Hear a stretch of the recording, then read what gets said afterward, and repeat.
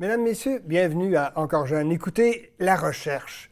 Vous connaissez la recherche? Vous savez quoi chercher? Comment chercher? Qu'est-ce qui vous intéresse de savoir?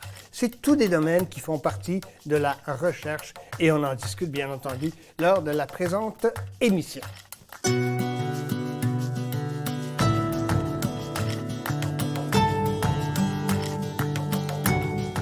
Mesdames, Messieurs, bienvenue à Encore jeune. Il y a quelques semaines se tenait à Ottawa et de façon virtuelle, en plus de ça, c'était la technologie comme quoi, c'est important.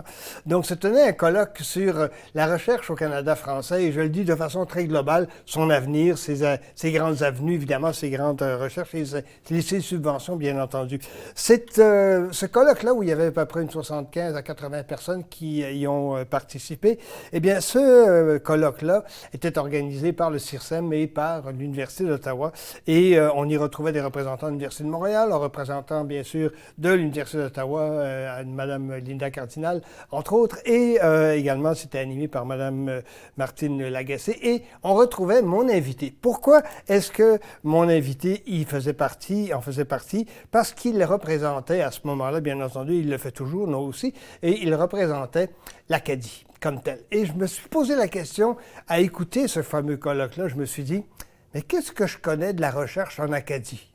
Et là, je me suis dit, pas grand-chose, et il est temps que moi, je me documente, moi, je m'informe, et que vous, probablement également, mesdames, messieurs, vous découvriez ce qui se fait au niveau de la recherche en Acadie. Mon invité, c'est Francis Leblanc. Bonjour, M. Leblanc. Bonjour. Comment allez-vous? Ça va bien.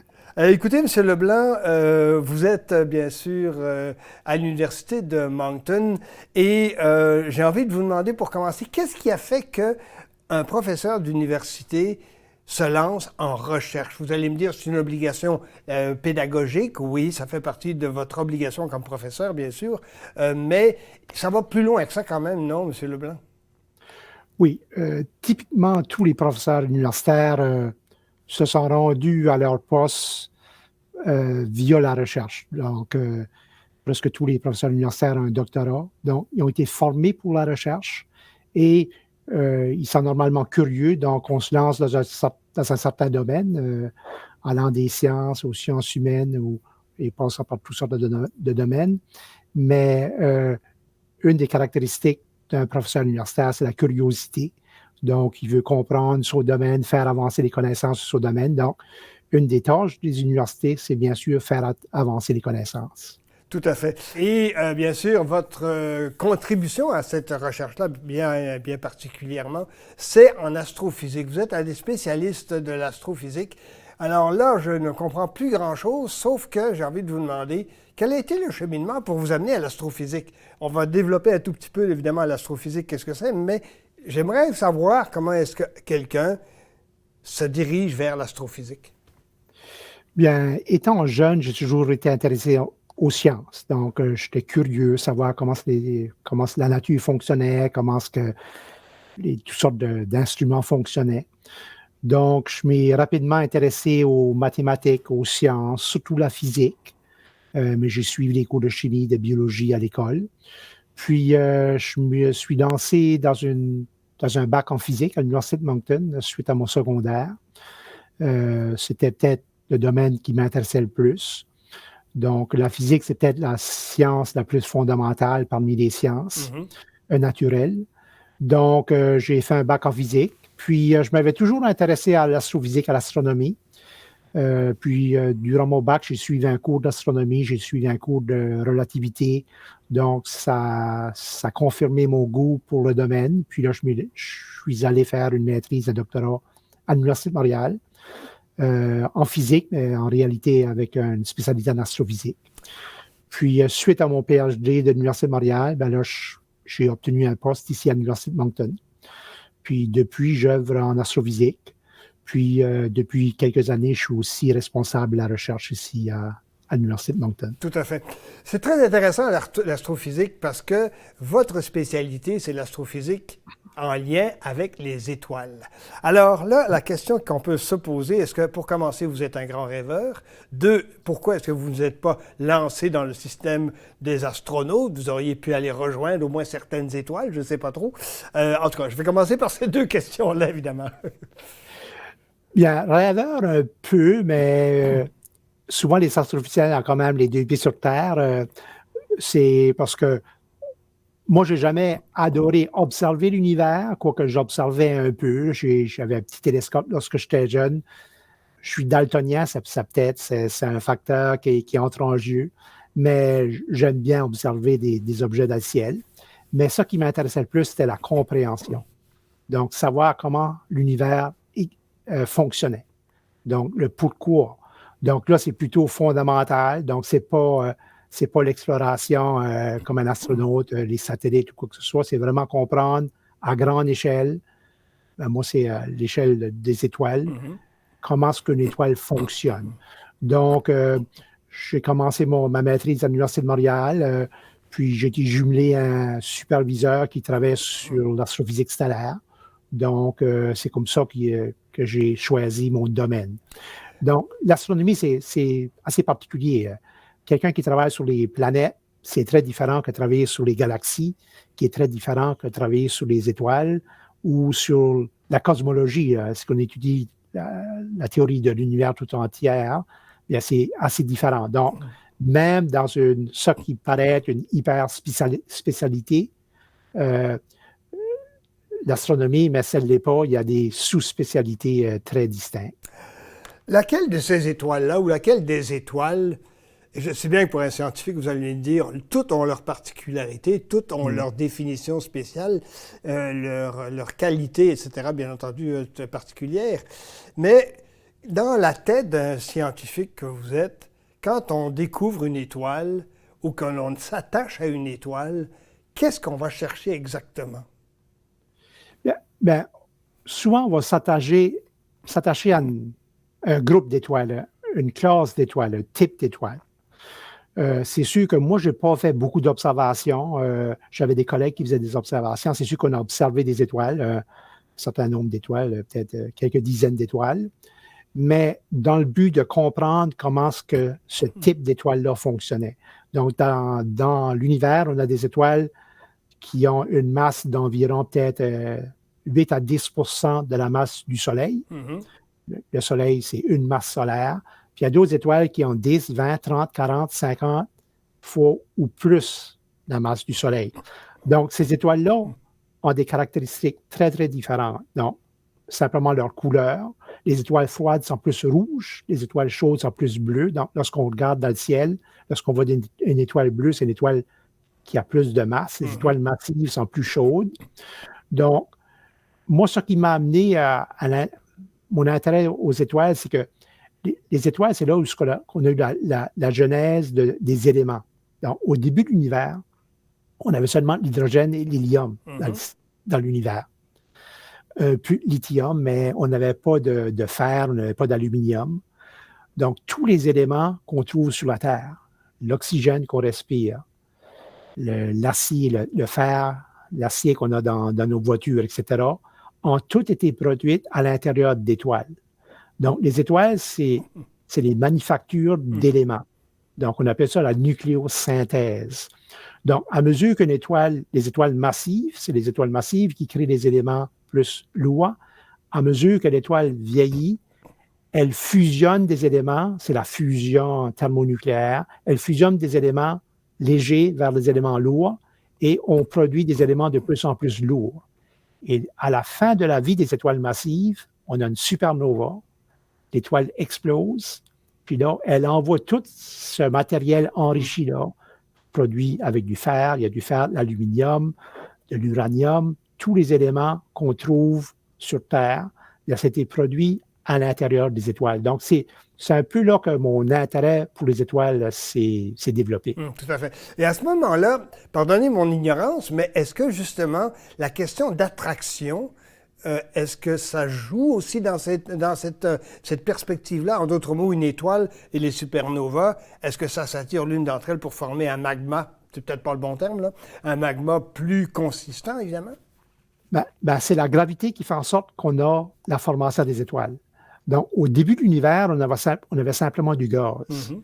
Puis, on a commencé à avoir des agglomérations locales. Puis, autour de ces agglomérations-là, la gravité en fait en sorte, la gravité, c'est une attraction entre les masses. Donc, les masses se sont agglomérées pour créer les étoiles et les galaxies. Les galaxies contiennent des millions, sinon des milliards ou même des milliers de milliards d'étoiles, selon la grosseur de la galaxie. Tout à fait. Ça veut dire par conséquent que la Terre comme telle, c'est pas une étoile, je ne penserais pas, mais enfin, la Terre comme telle, c'est minuscule dans l'étendue galactique, si on peut l'appeler comme ça. C'est vraiment une goutte d'eau, non?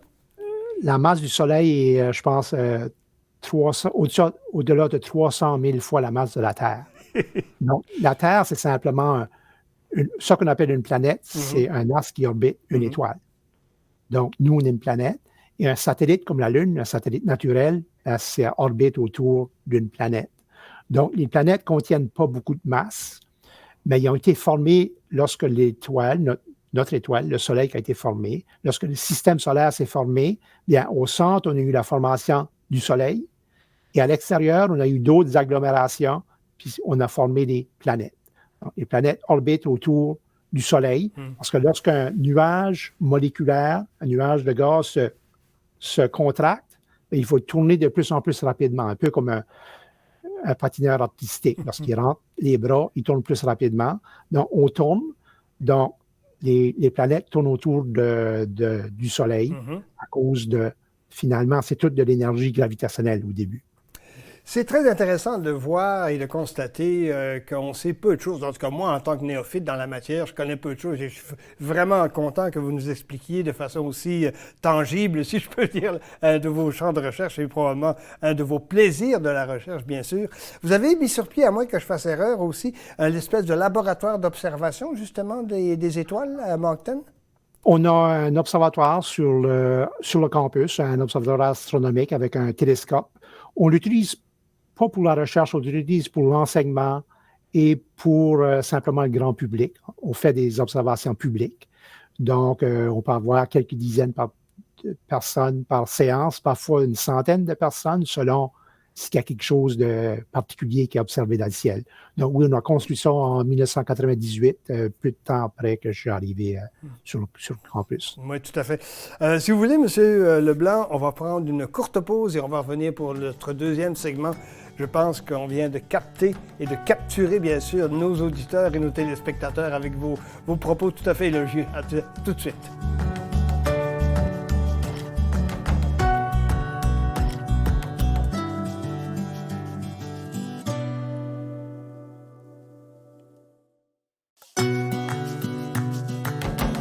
De retour à Encore jeune cette semaine. Et cette semaine, on parle de recherche, mesdames, messieurs. Oui, la recherche au sens large du terme, mais aussi avec certains aspects tout à fait particuliers. Et mon invité, Francis Leblanc de l'Université de Moncton, est un des spécialistes en astrophysique stellaire. Si vous avez manqué ce dont il est question dans cet énoncé, eh bien, je vous propose d'écouter la première partie de notre entretien, bien entendu. Francis Leblanc, vous êtes doyen, donc vous faites de l'administration en tant que telle, vous faites de la recherche, vous avez été professeur. De toutes ces fonctions-là, je suppose que celle de chercheur tient une place particulière dans votre cœur, même si le côté administratif et le côté de doyen des études supérieures, c'est un peu plus administratif comme tel. Mais je pense que la recherche vous tient beaucoup à cœur, n'est-ce pas? Oui, je pense qu'une fois chercheur, toujours chercheur. Oui. Donc, j'ai déjà entendu ça quelque part, oui. Je fais encore un peu de recherche. C'est sûr que j'ai moins de temps de faire la recherche que j'avais auparavant, mais c'est moi qui est le responsable de la recherche pour l'Université de Moncton. Donc, c'est un autre défi. Donc, c'est encourager la recherche dans différents domaines, pas seulement mon domaine, mais dans les multiples domaines qu'on a à l'Université de Moncton. Donc, on a de la recherche dans beaucoup de domaines. On a des spécialistes variés. Parlons-en justement des différents campus de l'Université de Moncton, parce qu'il y a 3 campus. Il y a évidemment Edmundston, il y a Moncton et il y a Shippagan. Est-ce que la recherche, ou il y a des recherches particulières qui se font sur chacun de ces campus-là particulièrement? Oui, ça s'est développé un peu naturellement. C'est sûr qu'au campus d'Edmundston, on a la foresterie, donc on a une école de foresterie. Donc, on fait beaucoup de recherches sur la foresterie. À Shippagan, on a un institut de recherche sur l'Institut Valorez, qui est sur les zones côtières. Mais on a la recherche qui se fait sur les 3 campus dans différents domaines. Donc, ça, c'est sûr, c'est des spécialités. L'Université de Moncton a 3 axes de développement en recherche. On a la santé, l'environnement, les études acadiennes et les milieux minoritaires. Donc, ces 3 axes-là. Et on a ce qu'on appelle des créneaux. On a un créneau de technologie, de l'information et des communications, et l'optique et les matériaux avancés. Donc, les créneaux, c'est plus localisé dans certains domaines, tandis que la santé, par exemple, ça touche presque tous les domaines universitaires. On peut faire la santé dans un laboratoire, mais on peut aussi faire la santé du côté sciences humaines, travail social. Donc, c'est très varié, ou même en administration. C'est ça les grands champs d'intérêt de recherche de l'Université de Moncton. Tout à fait. Est-ce qu'il y a beaucoup de recherches qui se font? Parce que, bon, évidemment, étant plus près de l'Université d'Ottawa, je peux mieux calibrer qu'est-ce qui se fait comme recherche en généalogie ou en administration, etc. Évidemment, l'Université d'Ottawa, c'est beaucoup plus proche de notre milieu à nous autres, bien entendu, c'est un peu normal. Mais est-ce que, justement, l'Université de Moncton est une des universités où il y a de la recherche de pointe qui se fait et qui sert aux autres, entre autres. Je sais, par exemple, en astrophysique, on le mentionnait, que vous avez publié et produit un manuel sur l'astrophysique qui est utilisé dans 60-70 universités à travers le monde. C'est quand même pas rien. Je pense que c'est très signifiant de l'aspect pointu de la recherche aussi, non?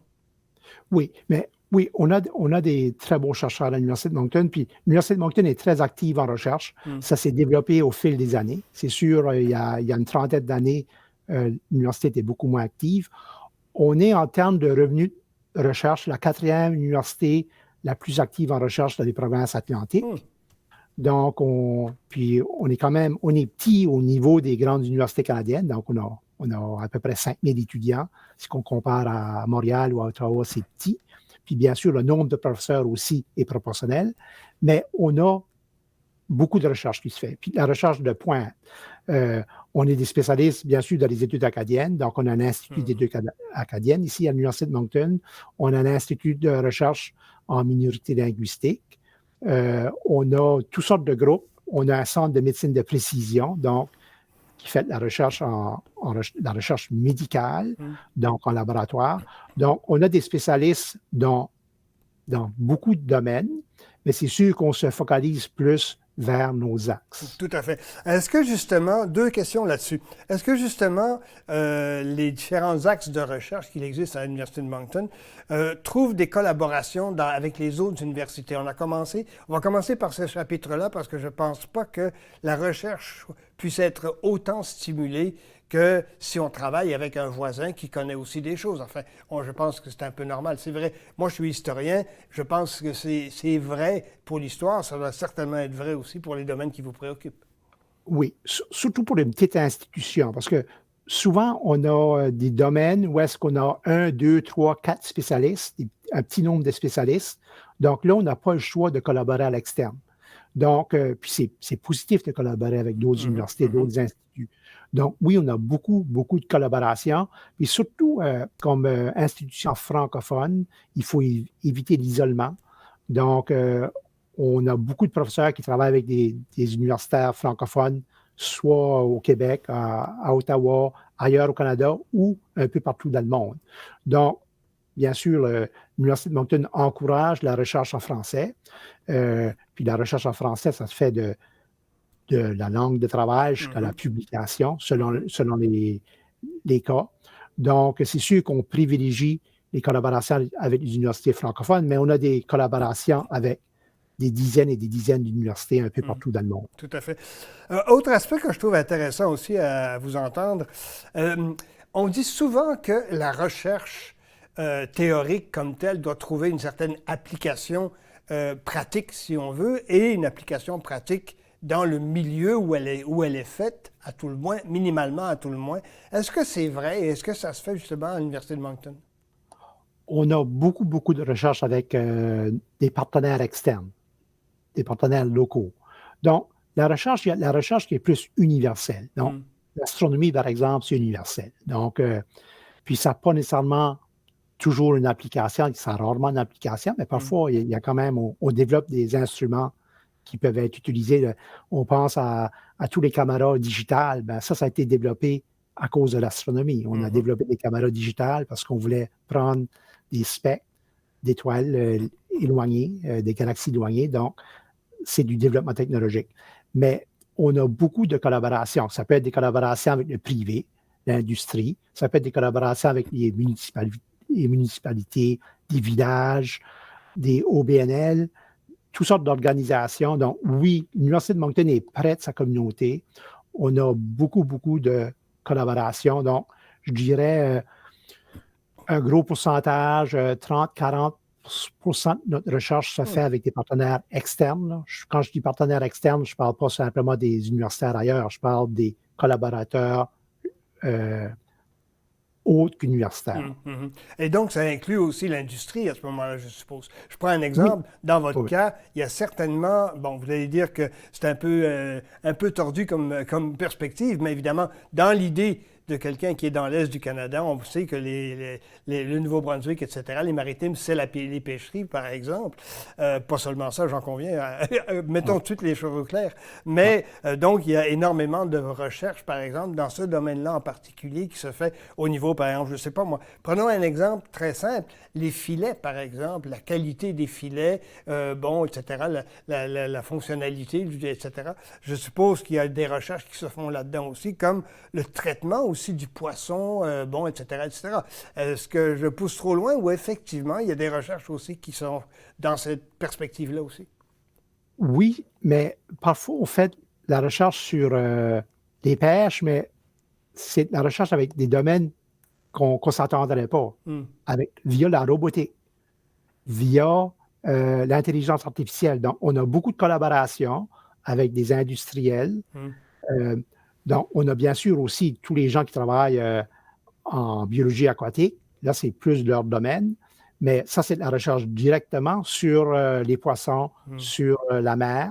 On a plusieurs professeurs qui travaillent, bien sûr, en biologie aquatique. Mhm. Mais on a aussi des recherches plus appliquées sur le côté de la transformation, par Hmm. exemple. Mhm. Donc, souvent, on veut automatiser avec des robots. Donc, faut développer des robots et des procédures, des logiciels pour contrôler les robots spécifiquement pour faire certaines tâches. Donc, on a des collaborations du genre-là dans beaucoup de domaines. On pourrait évidemment élaborer et parler aussi du théâtre, par exemple, qui est un domaine extrêmement important au sens du développement et de la recherche, bien sûr. Mais il y a une chose qui, moi, dans votre curriculum vitae, comment je dirais, m'a incité, m'a fait cliquer, si je peux dire, comme tel, c'est votre implication communautaire, M. Leblanc.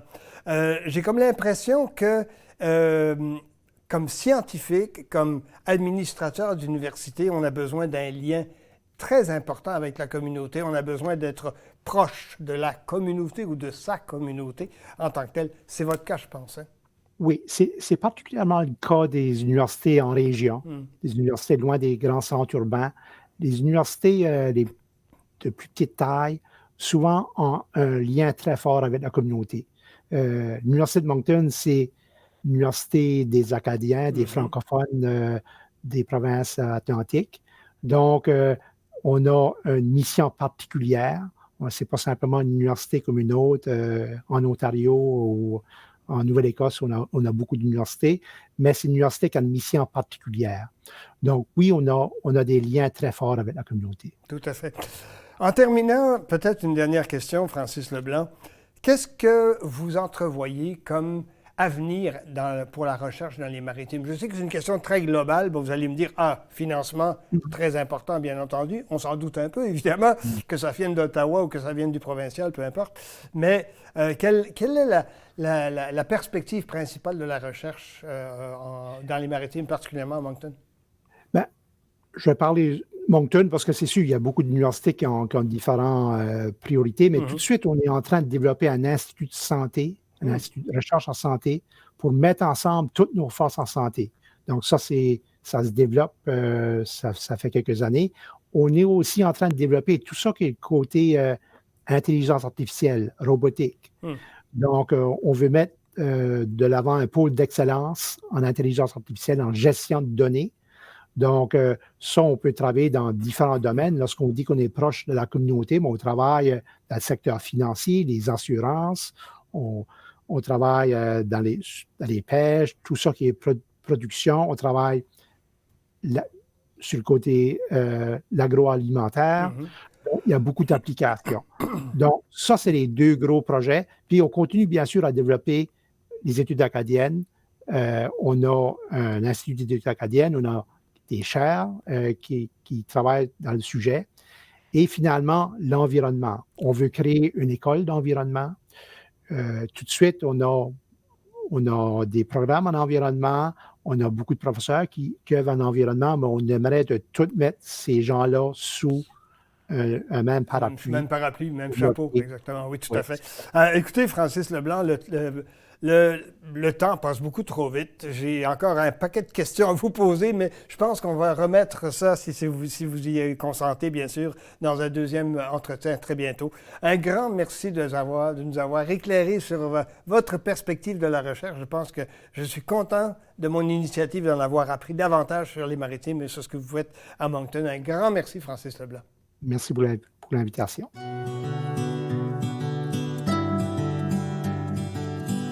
J'espère que cette émission a su vous plaire. Elle était bien sûr centrée uniquement sur la recherche, en Acadie particulièrement, parce que je voulais absolument que moi, personnellement, en connaisse davantage. J'espère que c'est votre cas aussi. Mais je pense qu'on se devra aussi, à un moment donné, d'aller explorer les recherches ailleurs. C'est donc un rendez-vous que je vous donne à Encore Jeune. À très bientôt.